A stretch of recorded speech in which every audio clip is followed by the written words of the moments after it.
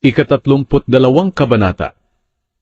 O langit, makinig, sapagkat magsasalita ako. O lupa, pakinggan ang aking mga salita. Ang aking mga katuruan ay papatak gaya ng ulan at hamog. Ang aking mga salita ay katulad ng patak ng ulan sa mga damo. Katulad rin ng ambon sa mga pananim. Ipahahayag ko ang pangalan ng Panginoon. Purihin natin ang kadakilaan ng ating Diyos. Siya ang bato na kanlungan. Matuwid ang lahat ng gawa niya, at mapagkakatiwalaan ang lahat ng kanyang mga pamamaraan. Matapat siyang Diyos, at hindi nagkakasala. Makatarungan siya at maaasahan. Ngunit nagkasala kayo sa Kanya, at hindi na kayo itinuring na mga anak niya, dahil sa inyong kasamaan. Makasalanan kayo, at madayang henerasyon. Ganito pa ba ang igaganti ninyo sa Panginoon? Kayong mga mangmang at kulang sa pangunawa. Hindi ba't siya ang inyong ama na lumikha sa inyo, at nagtaguyod na kayo'y maging isang bansa? Alalahanin ninyo ang mga taon na lumipas. Isipin ninyo ang mga lumipas na henerasyon. Tanungin ninyo ang inyong mga magulang at mga matatanda, at ihahayag nila ito sa inyo. Nang binigyan ng kataas-taasang Diyos ang mga bansa ng lupain nila, at nang pinagbukod-bukod niya ang mga mamamayan, nilagyan niya sila ng hangganan, ayon sa dami ng mga anghel ng Diyos. Pinili rin ng Panginoon ang lahi ni Jacob bilang mamamayan niya. Nakita niya sila sa disyerto, sa lugar na halos walang tumutubong pananim. Binabantayan niya sila at iniingatan, katulad ng pag-iingat ng tao sa kanyang mata. Binabantayan niya sila, gaya ng pagbabantay ng agila sa kanyang mga inakay.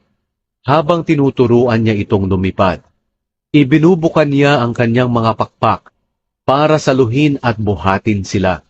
Ang Panginoon lang ang gumagabay sa kaniyang mga mamamayan.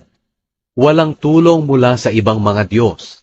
Sila ang pinamahala niya sa mga kabundukan at pinakain ng mga ani ng lupa. Inalagaan niya sila sa pamamagitan ng pulot mula sa batuhan at ng langis ng ulibo mula sa mabatong lupa. Binigyan niya sila ng keso at gatas ng mga baka at kambing, at binigyan ng matatabang tupa at kambing mula sa Basyan.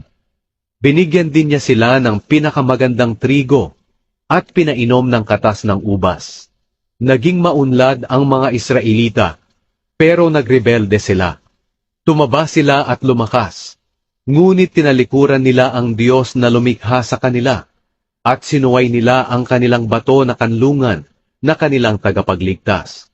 Pinagselos nila at ginalit ang Panginoon dahil sa kanilang pagsamba sa mga Diyos na kasuklam-suklam. Naghandog sila sa mga demonyo na hindi tunay na Diyos, mga Diyos na hindi nila kilala at kailan lang lumitaw, at hindi iginalang ng kanilang mga ninuno. Kinalimutan nila ang Diyos na bato na kanlungan na lumikha sa kanila. Nakita ito ng Panginoon, at dahil sa kanyang galit, itinakwil niya sila na kanyang mga anak. Sinabi niya, tatalikuran ko sila, at titingnan ko kung ano ang kanilang kahihinatnan, sapagkat sila'y masamang henerasyon, mga anak na hindi matapat. Pinagselos nila ako sa mga hindi tunay na Diyos, at ginalit nila ako sa kanilang walang kwentang mga Diyos-Diyosan. Kaya pagseselosin ko rin sila, sa pamamagitan ng pagpapala ko sa ibang mga lahi. Gagalitin ko sila sa pamamagitan ng pagpapala ko sa mga mangmang na bansa. Naglalagablab na parang apoy ang aking galit. Susunugin nito ang lupa at ang lahat ng naroon, pati ang kailaliman ng lupa at ang pundasyon ng mga bundok. Padadalhan ko sila ng mga kalamidad at tatamaan sila ng aking mga pana. Gugutumin ko sila, at mga mamatay sila sa gutom at karamdaman. Padadalhan ko sila ng mababangis na hayop para atakihin sila, at mga ahas para sila'y tuklawin. Sa labas ng kanilang bahay marami ang mamamatay sa labanan, at sa loob nito'y maghahari ang takot. Mamamatay ang lahat, maging ang mga kabataan, matatanda at mga bata. Sinabi ko na pangangalatin ko sila hanggang sa hindi na sila maalala sa mundo. Ngunit hindi ko papayagang magyabang ang kanilang mga kaaway. Baka sabihin nila, natalo natin sila. Hindi ang Panginoon ang gumawa nito. Ang Israel ay isang bansa na walang alam at pangunawa. Kung matalino lang sila, mauunawaan sana nila ang kanilang kahihinatnan. Paano ba mahahabol ng isang tao ang 1,000 Israelita? Paano matatalo ng 2 tao ang 10,000 sa kanila? Mangyayari lamang ito kung ibinigay sila ng Panginoon na kanilang bato na kanlungan. Sapagkat ang bato na kanlungan ng ating mga kaaway ay hindi katulad ng ating batong kanlungan, at kahit sila ay nakakaalam nito. Kasinsama ng mga naninirahan sa Sodom at Gomora ang ating mga kaaway, katulad ng ubas na mapait at nakalalason ang bunga, at katulad ng alak na gawa sa kamandag ng ahas. Nalalaman ng Panginoon ang kanilang ginagawa. Iniipon niya muna ito at naghihintay ng tamang panahon para parusahan sila. Sabi niya, ako ang maghihiganti at magpaparusa sa kanila, sapagkat darating ang panahon na madudulas sila. Malapit nang dumating ang panahon ng kanilang pagbagsak. Ipagtatanggol ng Panginoon ang kanyang mga mamamayan. Kaaawaan niya ang kanyang mga lingkod.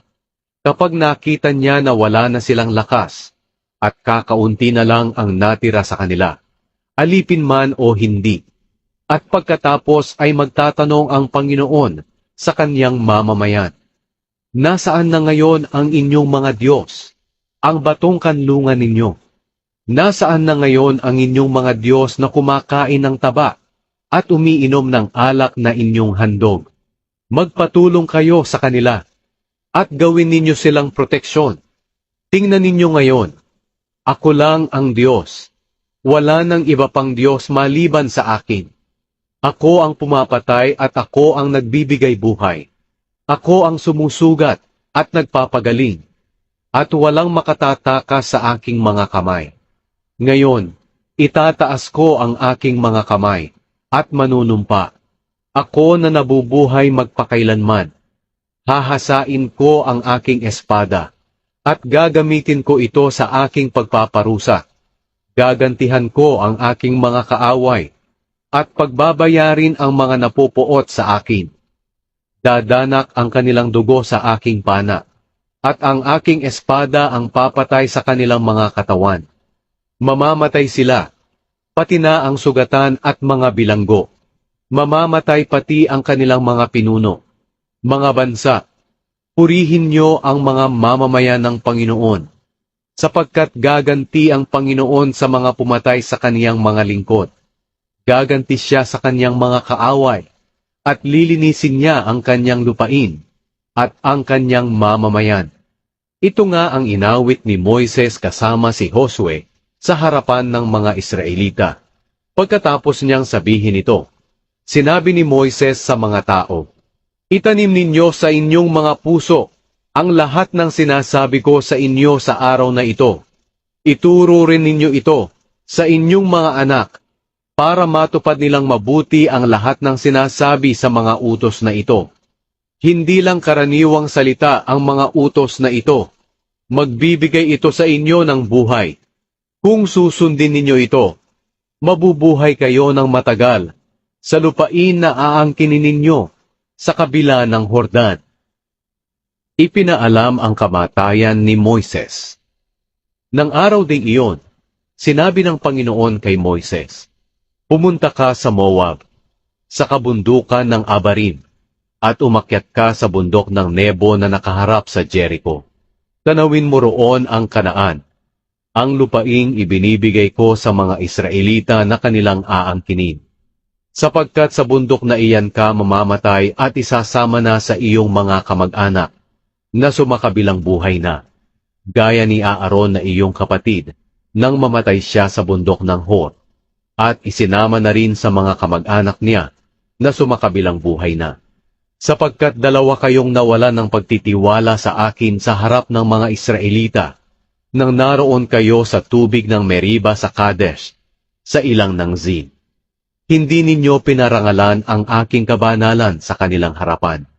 Kaya makikita mo lang sa malayo ang lupaing ibinibigay ko sa mga Israelita, pero hindi ka makakapasok doon.